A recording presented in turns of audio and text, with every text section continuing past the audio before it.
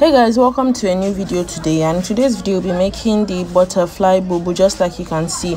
So you can see that I have the two ends on one side. So when you have your ankara, you fold it basically using the normal width part of it where you measure your yards, and then you put the two ends together just like this. So the middle side you have there is where your shoulder is going to be. So the first thing I go on to do is to measure out the neck. For the neck on the shoulder side, I like to use 3.5 inches in, so I'll mark that out. Then next on the chest line of it, I'll go on to mark 4 inches down.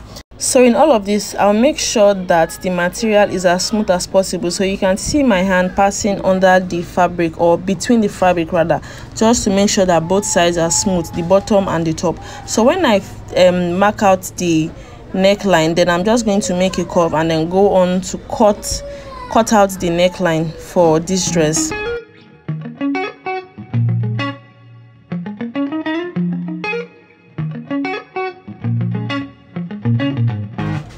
Then we go on to hem the neckline, and just as you can see, I've already sewn bayards around the neckline of this dress. So on one free side of it, you sew from the bottom of it first to start out the hemming process. Then you fold down the hemming to touch the neck, to touch the dress. Then you pick a very tiny bit of this fabric, and then also pick from the bayards. Then you pick a small bit of the ankara fabric and also a tiny part of the bayards. I like to take my thread round the needle twice. For me, that's like strong enough to be able to sew. Now to make the second hemming part, you insert the needle from that same starting point where you sew the first line, and then move it onto another part on the bayards. Don't let it be too far, just so that it can close up and be as neat as you want it to be. Then as you can see the way I'm holding the needle, then you pass it again from under the bayards, so it's like you're starting a new one again.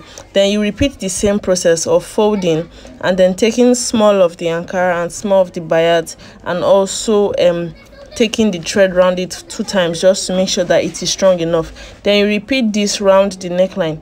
The good side with this hemming is that you don't have to do it at the beginning or before you finish your sewing. You can actually leave this for the end, or whenever time it's convenient for you to do.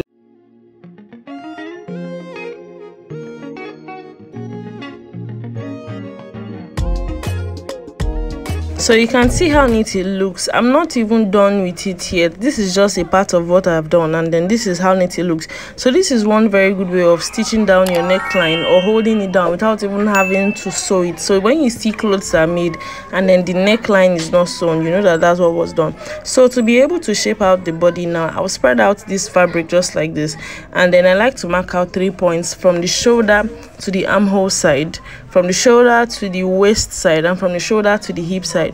Some people will also just draw a straight line. If that's convenient for you, you can do that, but this is how I like to make mine. So from the shoulder to the armhole side, you can, depending on how big this person is or how wide this person armhole is, so you can just pick whatever length is enough for you. So for this person's own, from the shoulder to the armhole, I used 12 inches. From the shoulder to the waist side, I used 20 inches. And then from the shoulder to the hip line, I used 28 inches. So those are the 3 marks that you can see. Then on the sides, from the armhole area, I used 9 inches in.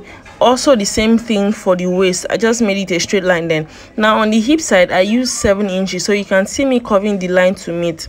Now on this dress, I'll go down to the bottom of this dress, and I'm going to mark out 15 inches from the bottom of this dress. Now I've not yet bent the down of this dress, so I'm going to mark out 15 inches. You can decide to bend yours before you also still mark out that same inches, but I don't like to sew mine to the bottom just because of when the person is walking, so it creates enough allowance for their leg. Now on the bottom side, so I'll just go on to mark out 7 inches also.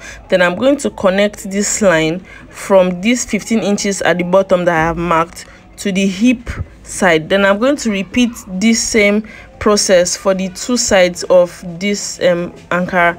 Now one thing I also didn't mention is that make sure that when you are making all these markings, make sure that you are doing it on the right side of this ankara and not the wrong side or the back of the ankara. And then when you are done, you can use a wet cloth to just clean off the chalk from the Ankaras. And like as you can see again, I'm showing you the neck side of this Ankara, but this time around I have fully hemmed this Ankara neck. As you can see, you can almost not even see where the needle met or where the thread met this fabric. So this is a good alternative if you intend to make a bubu.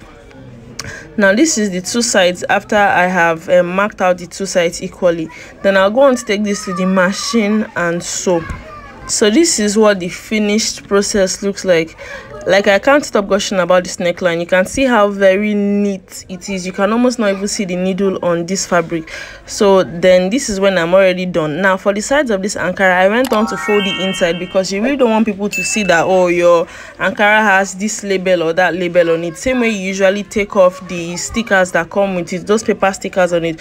So guys, thank you for watching this video. If this looks like something you really like, please give it a thumbs up and don't forget to subscribe. Bye.